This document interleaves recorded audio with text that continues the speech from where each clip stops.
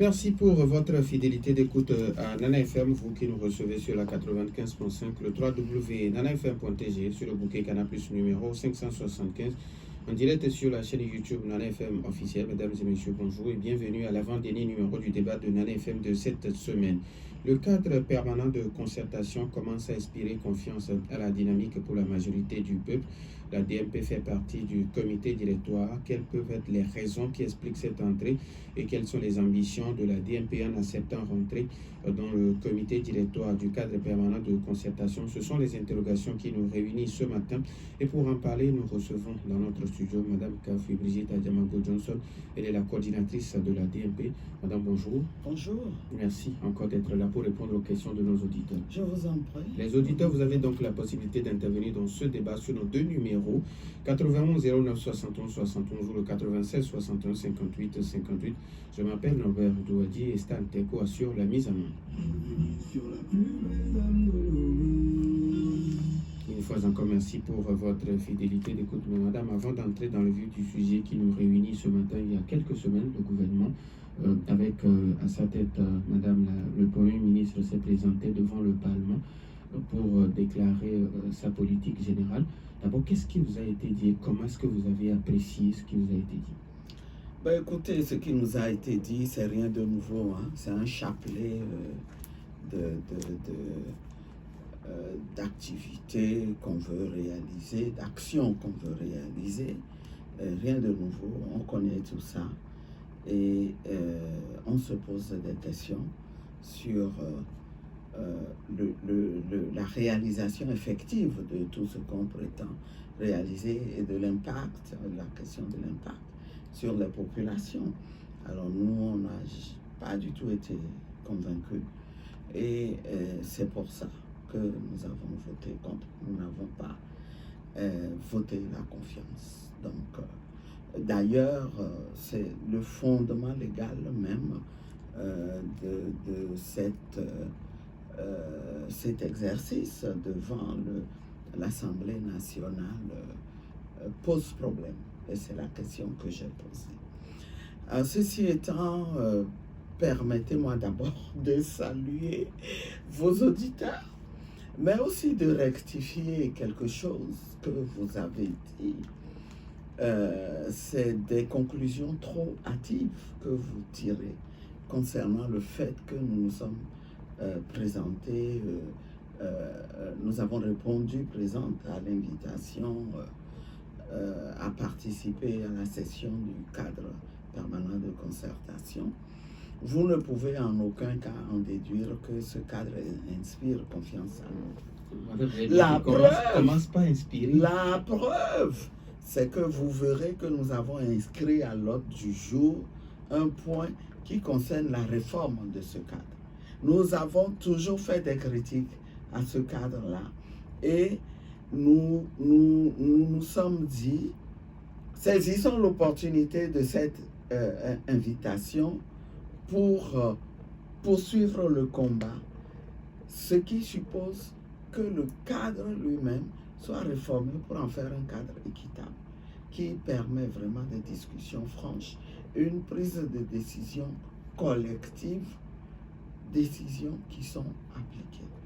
Nous avons senti la nécessité de faire quelque chose pour que les problèmes réels, les sujets qui préoccupent véritablement les Togolais trouvent une réponse. Et l'un de ces sujets, c'est que plusieurs des nôtres sont injustement détenus en prison pour des raisons d'ordre politique. Ce n'est pas acceptable. Vous avez vu, c'est pour ça que nous avons mis ça comme premier point de l'ordre du jour que nous voulons proposer, en plus de la question des réfugiés politiques. Vous avez vu que nous avons demandé qu'on discute des problèmes sociaux des Togolais. En ce moment, les Togolais ont leur tête en deux mains parce que c'est bientôt la rentrée. Et déjà, les gens ont du mal à assumer la subsistance quotidienne. La rentrée arrive. Qu'est-ce qui est fait concrètement? pour que les ménages puissent aisément envoyer leurs enfants à l'école. Il nous revient que beaucoup d'enfants sont déscolarisés parce que les parents n'ont pas les moyens. Donc il y a de ces sujets dont il faut discuter. Le panier de la ménagère. Ça fait combien de temps qu'on a promis, c'était au cours de la période de Covid, du Covid-19, où on a annoncé des mesures pour soulager le panier de la ménagère. On n'a pas vu grand-chose. Est-ce qu'on ne peut pas faire mieux? Parce qu'il appartient à ceux qui sont au pouvoir et qui ont à leur disposition nos ressources, de s'assurer que nous vivons bien, nous vivons décemment, au moins. Donc, ce problème-là, on a pensé qu'il faut qu'on en discute. Il faut y ajouter le fait que les gens ont enfoncé davantage le Togo en crise parce qu'ils se sont permis en une nuit de changer notre constitution et de faire basculer le pays, comme ils le disent eux-mêmes, dans une nouvelle république. En violation de la souveraineté des Togolais. Les Togolais sont fâchés aujourd'hui, au point où ils ne conçoivent même pas qu'on veuille parler à ce gouvernement. Moi, j'écoute les Togolais. J'écoute les mises en garde qui nous sont faites depuis que nous avons dit nous allons au CPC. Mais merci de m'offrir l'opportunité, encore une fois, de rassurer mes concitoyens. Alors, il est question qu'on utilise cette opportunité pour faire avancer les choses. Quelqu'un disait hier, la case du voleur, il ne faut pas la détruire, il faut la décoiffer. Le régime prétend vouloir discuter. C'est ce qu'il dit aux partenaires du Togo. C'est ce qui fait croire partout en ayant instauré ce cadre-là qu'il manipule. Bon, allons-y. On va discuter. Madame, si on constate qu'il ne veut pas discuter, en réalité, mais ça ne nous coûte rien. ce qui veut dire, comme le rien. disent certaines personnes, en acceptant, quand la DMP accepte la vice-présidence du cadre permanent de concertation, c'est un revirement de position. Donc ce n'est pas le cas à votre niveau. Un revirement dans quel sens? Nous restons fermes dans notre combat pour que on arrive à mettre fin à ce régime qui n'a que trop duré. Ce n'est pas normal qu'un pays soit dirigé pendant 60 ans par les mêmes qui jouent au jeu de chaises musicales. C'est comme ça que ça se dit. Où on prend les mêmes, on recommence et on n'a pas de résultat. Où on opprime les Togolais. Qui vous dit qu'il y a revirement et il faut les intentions malveillantes? Il ne faut pas se fier à ces intentions malveillantes. Là, c'est nous qui disons ce que nous faisons. Et nous sommes dans le combat. Nous avons toujours décrié le CPC. Et on nous a toujours tenus loin du CPC. Une première fois, quand nous étions à la DMK, au fond, c'est la même démarche. On a écrit pour dire, ok, vous nous invitez, nous venons, mais voici l'ordre du jour. On ne nous a pas répondu. Quand la question a été posée à la première séance, pour savoir qu'est-ce qu'on fait des revendications de la DMK, on a dit, oh, ces gens-là ne veulent pas discuter. Cette fois-ci, nous disons, ok, on a toujours un agenda, on a vu l'agenda prévu pour être discuté.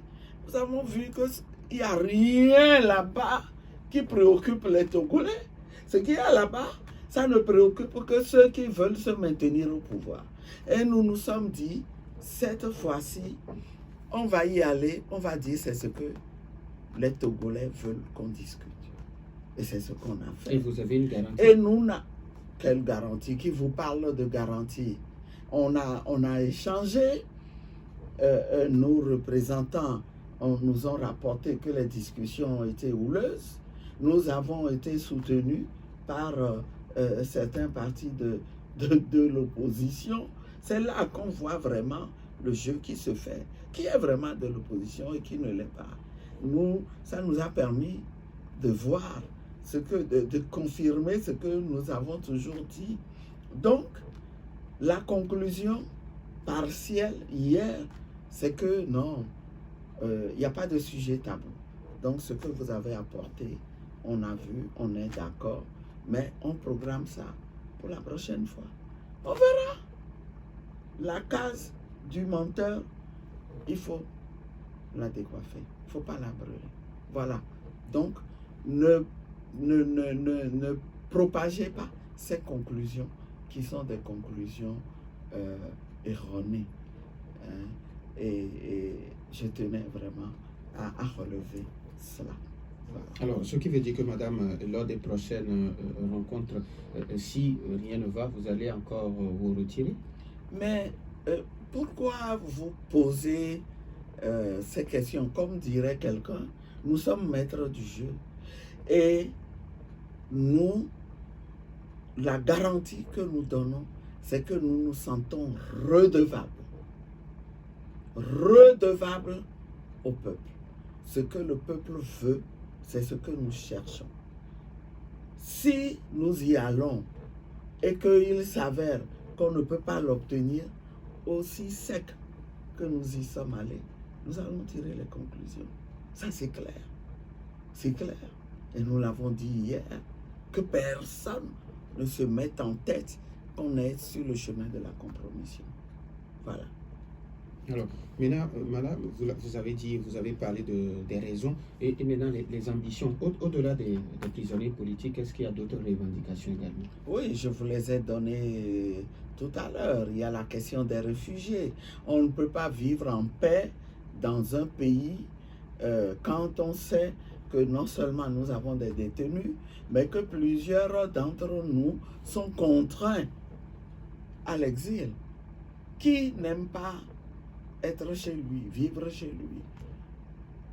Nous comprenons la douleur de ces Togolais qui auraient bien aimé revenir, aider à construire leur pays, vivre aux côtés de leur famille, mais qui ne le peuvent pas.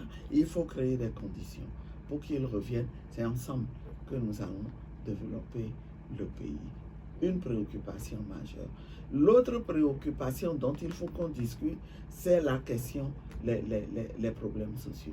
Nous entendons les préoccupations des Togolais.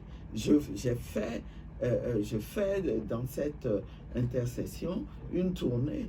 Je rencontre beaucoup de Togolais qui me disent Madame, voilà nos préoccupations. Et ils ont raison d'exprimer ces préoccupations-là. Il faut y trouver des solutions. On doit discuter de certains problèmes sociaux cruciaux pour que ce peuple-là respire un peu. On doit discuter de la question éminemment politique de cette 5e République. Quand j'entends les tenants du système dire la 5e République est lancée, on a jusqu'en mai pour mettre en place les institutions, je me dis, mais les gens vivent enfermés dans un cocon. Ils sont très loin de ce peuple. Ils s'en foutent de ce que le peuple pense. Ils ne savent pas, ils feignent de ne pas savoir ce que le peuple pense. Mais c'est mauvais. C'est mauvais. C'est mauvais. Il faut revenir à la raison et écouter le peuple.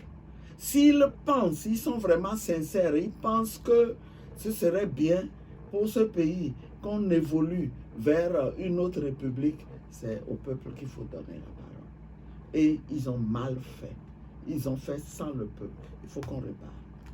Il faut qu'on répare. On ne va pas tout simplement continuer à dire nous allons mettre en œuvre. Vous mettrez en œuvre. Le peuple ne dit rien. Il se tait. Et vous vous en servez de manière malhonnête pour démontrer que c'est parce que le peuple est avec vous qu'il y a la paix, qui se tait. Mais attention, ça s'appelle une fuite en avant qui peut coûter cher. Qui peut coûter très cher. Madame, on parle également des élections sénatoriales. Au niveau de vous, c'est aussi important que ça? Ce n'est pas, vous verrez que nous n'avons aucune préoccupation électoraliste. Aujourd'hui, les problèmes des Togolais, les élections ne constituent aucun problème pour les Togolais. Au contraire, le régime a tout fait pour dégoûter les Togolais des élections. Et quand on est responsable en tant qu'acteur politique, on doit comprendre qu'il faut une démarche qui redonne confiance, qui donne un signal fort aux Togolais pour qu'ils comprennent que, ok, les élections, ça sert à quelque chose. Mais on ne peut pas continuer à ignorer ça. Pendant combien de temps on va ignorer les vrais problèmes et foncer? Pendant combien de temps? Nous, on ne peut pas laisser faire. Voilà pourquoi, encore une fois, toutes les opportunités, nous les saisirons pour dire non, voilà ce qu'il faut. Et nous le ferons avec les Togolais. Nous ferons la démonstration aux Togolais. Les Togolais verront si oui ou non ceux qui gouvernent ont changé et enfin ont du respect pour eux. Et sinon, ils finiront par en tirer les conclusions. 91 09 71 71 ou le 96 61 58 58. Les auditeurs ont maintenant la possibilité sur ces deux numéros, mais après la pause.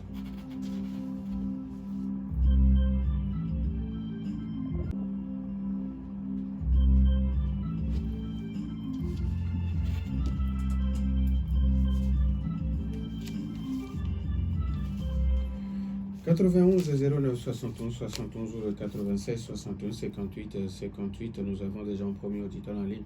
Michel, bonjour. Oui, bonjour, monsieur Norman. Comment allez-vous?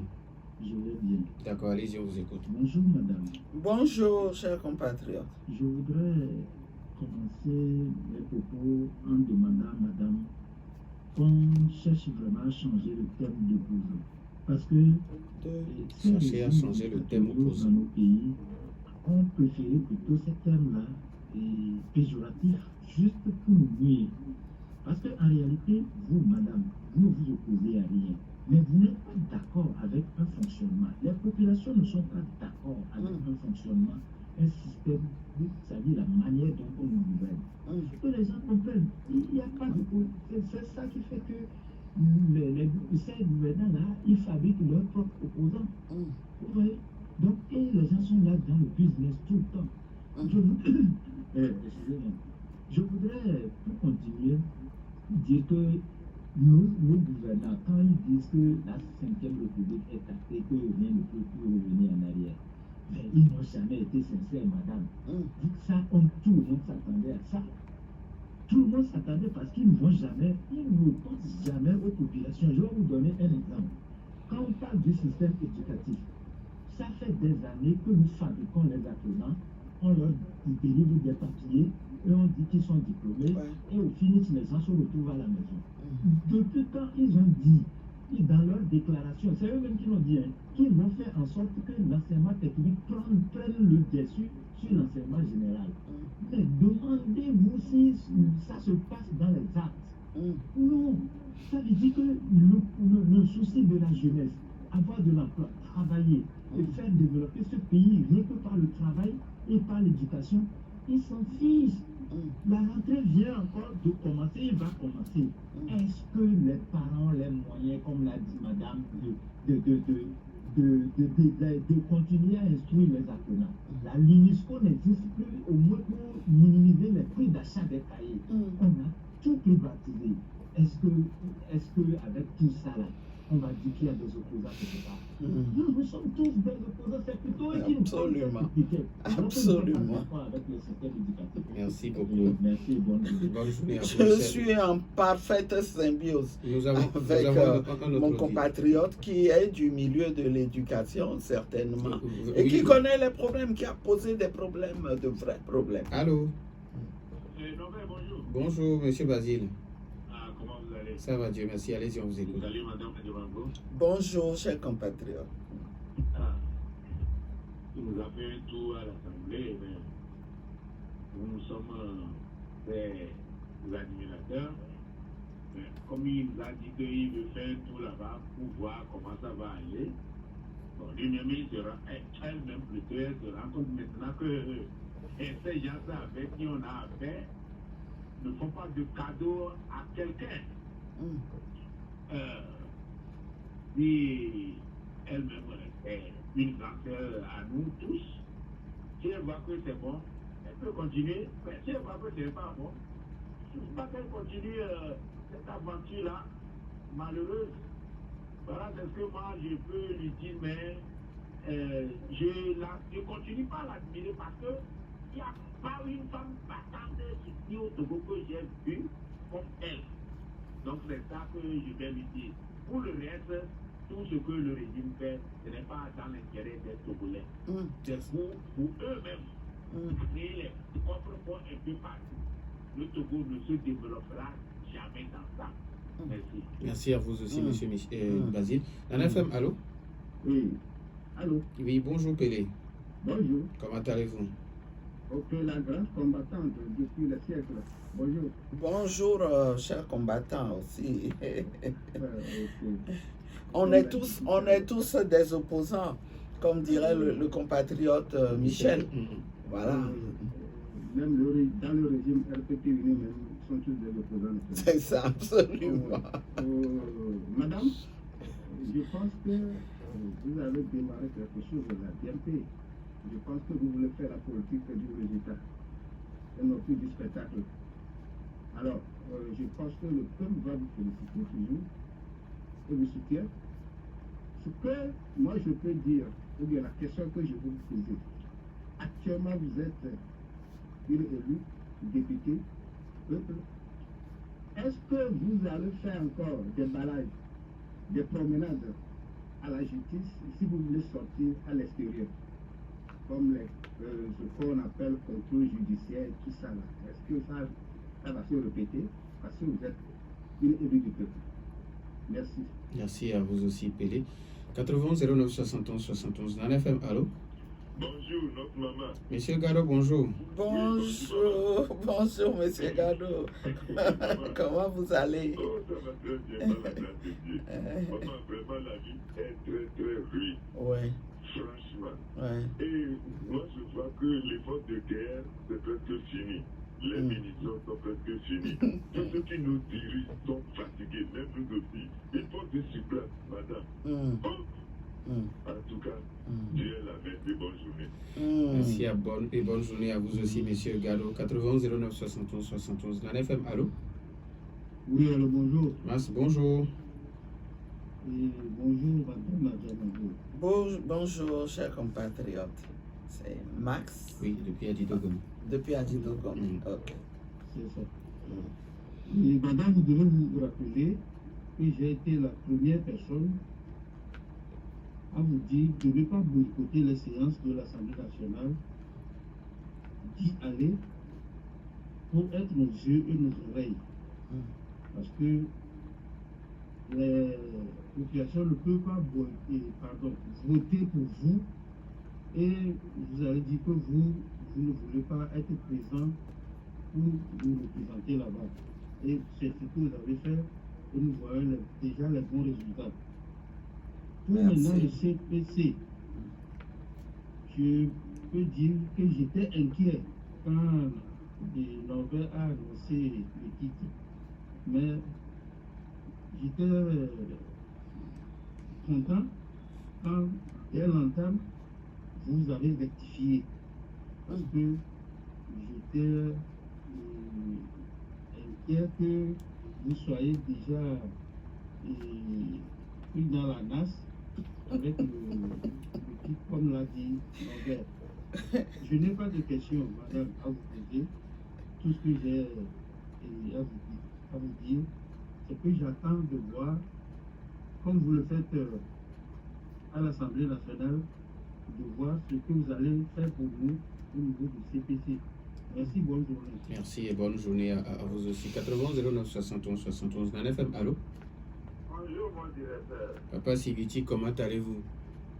Bonjour, madame la présidente, la fille de mon patron. Bonjour mon papa. Comment vous allez? Une motion, je voudrais demander à tous les intervenants de ne pas s'appeler maman, madame, non. Désignez-la par son titre. Finale, habituel. Bon, maintenant je viens à vous. Vous avez accepté de participer au CPC ou bien comment vous l'appelez. Je vous demanderai, je vous prierai de poser les problèmes du peuple togolais, l'amélioration des conditions vitales. Les enfants, vous venez de le dire, doivent aller à l'école. À leur sortie, qu'ils aient ce qu'il faut. C'est question de gouverneur, de quoi. Oh, madame la présidente, mon cher papa, mon patron, ils n'ont pas de comme ça, le ministre de la démocratie, mais le peuple est bien satisfait de l'amélioration de conditions vitales. Le président de la République nous dira que non. Il a fait 15-10% pour les fonctionnaires patronaux. Les commerçantes, tous ceux qui sont les spécialistes qui sont au bord de la route, qu'est-ce qu'on a fait pour lui? Et c'est difficile de gouverner que la 5e République dont vous parlez. Vous êtes dedans? Est-ce qu'on peut la ramener? Vous voyez, la société civile, non? Mais il y a certains qui sont de qu'est-ce qu'il faut faire pour que le peuple très bien. Les enfants doivent aujourd'hui, madame la présidente, excusez-moi, vous êtes à la maison, c'est une femme qui vient avec un petit pain. Et bon, elle vient d'écouter ça pour que vous le trouvez 1000 francs pour manger. Moi, je dis ça. Faites tout pour que le peuple soit bien. Merci beaucoup. Merci à vous aussi. On prend le tout dernier auditeur. Nana FM, allô? Allô, bonjour. Oui, bonjour. Bonjour, Nana FM. Bonjour. Bonjour. Bonjour, madame la présidente. Bonjour, chers Le compatriotes. Togolais. Le Togolais. Alors, votre nom, s'il vous plaît. Mon nom, c'est Georges. Monsieur? Monsieur Georges, j'appelle de Sanguera. Monsieur Georges de Zanguera. Ok, Ok. allez-y, monsieur Georges. D'accord. Ouais, madame, ceux qui nous dirigent là se sont endossés à l'armée, à la rapport de force. Ils ont réquisitionné l'armée pour mater le peuple en moment des soulèvements. Mais qu'est-ce que vous comptez faire à part votre lutte? Vous luttez beaucoup. Pour, n'est-ce pas, éradiquer ce genre de choses. Parce que tout le monde, dans leur cas, ils se sont endossés à l'armée. Si on se lève là, ils vont nous mater. Qu'est-ce qu'on va faire? Bonne journée, madame. Merci à vous aussi, monsieur Georges, depuis Zanguera. Est-ce que nous avons un dernier auditeur? D'accord. Alors, madame, vous avez écouté les uns et les autres, mais on va continuer avec le dernier auditeur, monsieur Georges, depuis Zanguera, qui parle de ce que vous avez fait par rapport à l'armée togolaise. Merci beaucoup, chers compatriotes. Je remercie tous ceux qui sont intervenus. Et je remercie particulièrement Georges d'avoir mis le doigt sur ce problème épineux. Effectivement, c'est le mécanisme principal sur lequel s'appuie ce régime pour soumettre les Togolais. Mais nous ne devons pas nous dire, si on se lève, l'armée va tirer sur nous. Je prends l'exemple d'un pays comme le Mali. Mais l'armée a tiré sur les Maliens du temps de Moussa Traoré, quand les Maliens se sont levés. Mais aujourd'hui, au Mali, est-ce que l'armée n'est pas aux côtés du peuple? Donc, ce que nous devons faire, c'est faire en sorte que cette armée comprenne qu'elle fait partie du peuple et qu'elle n'a pas à jouer contre le peuple. Moi, je le dis, ce jour arrivera où on demandera à cette armée de tirer contre son peuple et elle dira non. Non, je ne peux pas le faire, je ne peux pas tuer les miens. Ça prend quoi? Ça prend beaucoup de sensibilisation. Et ce que nous sommes en train de dire ici, tout ce diagnostic que nous avons posé ensemble, aujourd'hui à cette émission, nous avons conclu encore une fois que notre pays va mal, que nos gouvernants ne s'occupent de rien du tout. Mais l'armée, les éléments de l'armée nous écoutent. Ils nous suivent, eux aussi. Et ils voient bien que même eux, ils souffrent. Peut-être qu'il y a une hiérarchie qui a des avantages, mais attendez, vous ne pouvez pas être les seuls à vouloir bien vivre pendant que les autres souffrent et vivent mal. Donc, continuons à sensibiliser cette armée-là aussi, à leur parler. Mais ça prend aussi un peu de risque. Ça prend un peu de risque. Le moment venu, il faut quand même qu'on se dise, ça suffit, nous n'allons pas rester à la maison parce qu'on nous fait peur et puis ne pas montrer, manifester vraiment que ça ne va pas, que nous sommes malheureux, que nos droits sont bafoués, qu'on est méprisé. C'est ce qu'il faut, il faut comprendre. Ce régime n'a aucun respect pour le peuple. Sinon, il ne se serait pas permis l'instant d'une nuit, pendant que le peuple dort, de dire « je fais basculer le pays de la 4e à la 5e ». Qui sont-ils? C'est quelques individus, c'est quelques têtes qui animent le régime. Ils sont qui? Ils sont plus nombreux que les 8 500 000 et quelques mille que nous sommes. Ce n'est pas normal. Donc, c'est la condition. Je vous en prie, chers compatriotes, c'est un devoir collectif que nous avons de contribuer à changer notre pays. Et moi, je dis que ça me fait mal.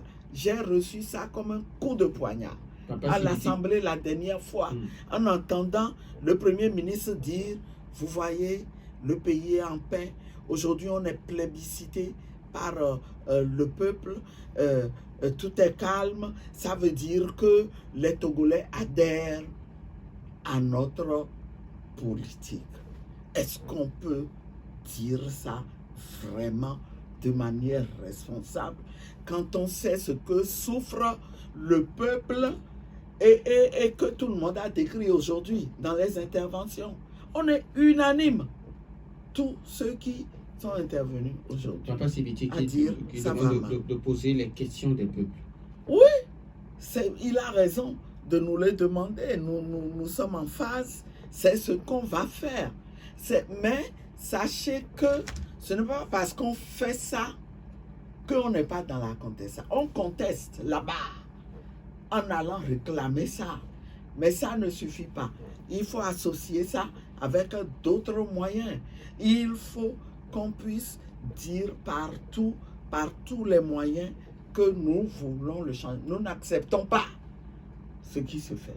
Nous n'acceptons pas. Au moment où le peuple souffre, au lieu que le gouvernement se pose la question de savoir, par exemple, qu'est-ce que je vais faire pour préparer la prochaine rentrée, ce qui le préoccupe, c'est de nommer des gouverneurs. De nommer des gouverneurs pour faire quoi? Qu'est-ce que ça va changer au quotidien des Togolais? Quand le marché de Kégué a brûlé la dernière fois, et j'en profite pour renouveler encore une fois ma solidarité et ma sympathie à toutes ces femmes. On a vu le gouverneur de Lomé aller là-bas. C'est une femme comme moi, malheureusement. Une femme comme moi. Mais qu'est-ce qu'elle a dit? Comment elle a été touchée au point de dire débloquons ces moyens-là pour parer à l'urgence et prenons des dispositions pour que plus jamais aucun marché ne brûle. Parce que ça là, est-ce que c'est impossible? C'est impossible. Pourquoi c'est toujours chez nous que les marchés brûlent à cette fréquence-là? Qu'est-ce qu'il y a derrière?